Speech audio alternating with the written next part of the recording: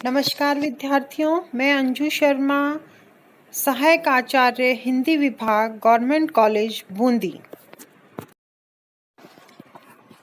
इससे पिछले वीडियो में हमने आचार्य भरत मुनि के रस सूत्र तत्र विभावानुभाव व्यभिचारी संयोगात् रस निष्पत्ति, इस सूत्र की जिन 4 व्याख्याकारों द्वारा व्याख्या की गई उस पर हमने चर्चा की, उसे समझने का प्रयास किया।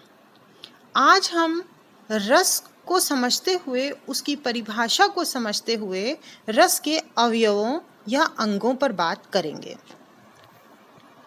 रस का शाब्दिक अर्थ है आनंद, अर्थात काव्य को पढ़ने, सुनने, देखने से सहृदय को जिस आनंद की अनुभूति होती है उसे रस कहते हैं। लोक में अगर हम कहें तो जैसे आम का कच्चा फल परिपक्व होने पर रस से भर जाने पर रसाल कहलाता है, वैसे ही सहृदय व्यक्ति के हृदय में स्थायी भाव परिपक्व होने पर वह रस कहलाता है। अर्थात जब विभाव, अनुभव और संचारी भाव इनसे परिपुष्ट हो जाएगा स्थायी भाव, तो वह रस कहलाता है। उपनिषदों में आत्मा और परमात्मा को रस स्वरूप मानकर रसो वै सह कहा गया है। आचार्य रामचंद्र शुक्ल कहते हैं कि जिस प्रकार आत्मा की मुक्तावस्था ज्ञान दशा कहलाती है, उसी प्रकार हृदय की मुक्तावस्था रस दशा कहलाती है। डॉक्टर श्याम सुंदर दास ने लौकिक और भौतिक भावों के अलौकिक और काव्यात्मक स्वरूप को रस कहा है। इस प्रकार हम कह सकते हैं कि रस वह आनंद है जो लौकिक भौतिक भावों का साधारणीकरण होने पर आनंद की अनुभूति कराता है। रस के 4 अवयव हैं: स्थायी भाव, विभाव, अनुभाव और संचारी भाव। इनमें सबसे पहला भाव है स्थायी भाव। स्थायी भाव वे भाव होते हैं जो अन्य भावों को अपने में वैसे ही लीन कर लेते हैं जैसे नमक की झील उसमें गिरने वाली प्रत्येक वस्तु को गलाकर अपने जैसा बना देती है। स्थायी भाव की यह विशेषता होती है कि यह अपने अनुकूल और प्रतिकूल किन्हीं भी भावों से नष्ट नहीं होता। चाहे इसके अनुकूल हो चाहे प्रतिकूल हो, ये नष्ट नहीं होगा और ये व्यक्ति के मन में चिरकाल तक स्थायी रूप से रहता है और उसे आह्लादित करता रहता है। स्थायी भाव की संख्या 11 मानी गई है। आचार्य भरत मुनि ने 8 स्थायी भाव माने। अनेक विद्वान नवम रस की बात करते हैं, किंतु भक्ति काल में भक्ति और वत्सल 2 स्थायी भाव और जुड़ गए और अब स्थायी भाव की संख्या 11 मानी जाती है। ये नाम इस प्रकार हैं: रति, हास, शोक, उत्साह, क्रोध, भय, जुगुप्सा, विस्मय, शम या निर्वेद, भक्ति और वत्सल। अगर इनमें हम एक एक स्थायी भाव पर एक एक पंक्ति में अगर हम बात करें तो पहला है रति। नायक और नायिका के हृदय में जो प्रेम भाव जागृत होता है उसे रति स्थायी भाव कहते हैं, और जब यह स्थायी भाव सहृदय के हृदय में पुष्ट होता है तब इसे श्रृंगार रस कहा जाता है। दूसरा स्थायी भाव है हास। अंग, वचन, क्रिया, रूप आदि की विचित्रता से हंसी आ जाना हास के अंतर्गत आता है। हास स्थायी भाव पुष्ट होकर ही हास्य रस कहलाता है। तीसरा है शोक। अनिष्ट, कोई हमारा इष्ट है उसका स्थायी अनिष्ट हो जाए या विनाश हो जाए तो शोक स्थायी भाव की अभिव्यक्ति होती है। शोक स्थायी भाव ही परिपुष्ट होकर करुण रस कहलाता है। अगला है उत्साह। किसी भी शुभ कार्य को उल्लास और आवेश के साथ जब किया जाता है तो उत्साह की अभिव्यंजना होती है। इसका रस वीर है। वीर रस के 4 प्रकार माने हैं, युद्धवीर, दयावीर, दानवीर और धर्मवीर। अगला है क्रोध। अनुचित कार्य करने वाले व्यक्ति के प्रति जो तीक्ष्ण भाव जागृत होता है वो क्रोध कहलाता है, और इस क्रोध नामक स्थायी भाव जब परिपुष्ट होता है तो उसे रौद्र रस कहते हैं। 6 नंबर का स्थायी भाव है भय।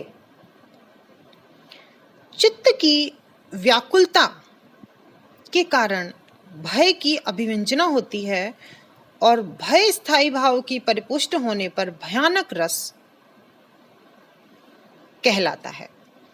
जुगुप्सा, अगर घृणित वस्तु को देखने से जो भाव उत्पन्न होता है वह जुगुप्सा स्थायी भाव कहलाता है, और जुगुप्सा स्थायी भाव परिपुष्ट होकर ही विभत्स रस की व्यंजना करता है।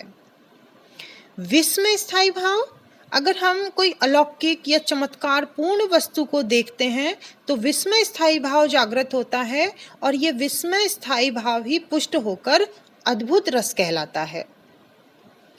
शम या निर्वेद, इस संसार के प्रति नश्वरता का भाव जब हृदय में उत्पन्न होता है तो शम या निर्वेद कहलाता है, और ये शम या निर्वेद स्थायी भाव ही परिपुष्ट होकर शांत रस की अभिव्यक्ति करता है। भक्ति रस, जब हृदय में अपने इष्ट देव के प्रति श्रद्धा का भाव उमड़ता है तो वह भक्ति नामक स्थायी भाव उत्पन्न होता है, और भक्ति स्थायी भाव के परिपुष्ट होने पर भक्ति रस की प्राप्ति होती है। वत्सल स्थायी भाव, माता पिता का अपने पुत्र के प्रति जो प्रेम होता है वो वत्सल स्थायी भाव कहलाता है। वत्सल स्थायी भाव ही परिपुष्ट होकर के भक्ति रस की प्राप्ति कराता है। इस प्रकार स्थायी भाव की संख्या 11 है। एक बात हम यहाँ ये समझ लें कि जिस व्यक्ति के हृदय में स्थायी भाव जागृत होता है या स्थित रहता है उसे आश्रय कहा जाता है। आगे हम आश्रय को विभाव के अंतर्गत अच्छी तरीके से समझेंगे। ये तो थे स्थायी भाव। इसके बाद दूसरा जो अवयव है वो है विभाव। विभाव अर्थात भाव उत्पत्ति के कारण। वो कौन से कारण हैं जिनसे आश्रय के हृदय में भाव उत्पन्न हो रहा है, वो विभाव है। सहृदय के हृदय में वासना या संस्कार रूप में स्थायी भावों को उत्पन्न करने वाले कारण विभाव कहलाते हैं।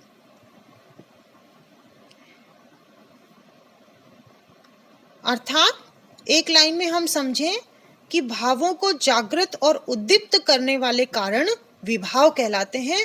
विभाव के 2 भेद हैं, आलंबन विभाव और उद्दीपन विभाव। सबसे पहले आलंबन को समझते हैं। आलंबन 2 प्रकार का है, आश्रय और आलंबन। आश्रय जिसके हृदय में भाव जागृत हुआ है वो है आश्रय, और जिसको देख करके, जिस पर अवलंबित होकर के सहृदय के हृदय में स्थायी भाव जागृत हुआ है वह आलंबन विभाव है। तो आश्रय और आलंबन को एक बार दोबारा समझेंगे। जिसके हृदय में भाव उत्पन्न हुआ है वो तो है आश्रय, और जिसे देख करके भाव उत्पन्न हुआ है वह है आलंबन विभाव। फिर एक उदाहरण से हम समझते हैं इस बात को। पुष्प वाटिका में राम और सीता हैं।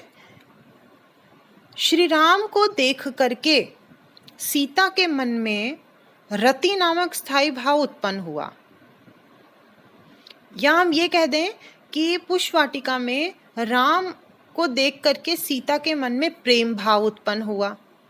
तो भाव किसके हृदय में उत्पन्न हुआ? सीता के हृदय में। तो सीता तो हो गई आश्रय, और सीता के हृदय में प्रेम का भाव किसे देखकर जागृत हुआ? राम को। तो राम हो गए आलंबन। अगर राम के हृदय में प्रेम भाव जागृत हो रहा है तो राम आश्रय हो गए, और सीता को देखकर उत्पन्न हुआ है तो सीता आलंबन हो गई। तो विभाव के दो भेद हुए, एक आलंबन विभाव, उद्दीपन विभाव। इसमें आलंबन विभाव के भी दो भेद हुए, एक आश्रय विभाव और एक आलंबन विभाव। तो हमने आलंबन विभाव के दोनों भेद समझे, आलंबन और आश्रय। अब हम समझेंगे उद्दीपन विभाव को। उद्दीपन विभाव आलंबन की जो चेष्टाएं होती हैं,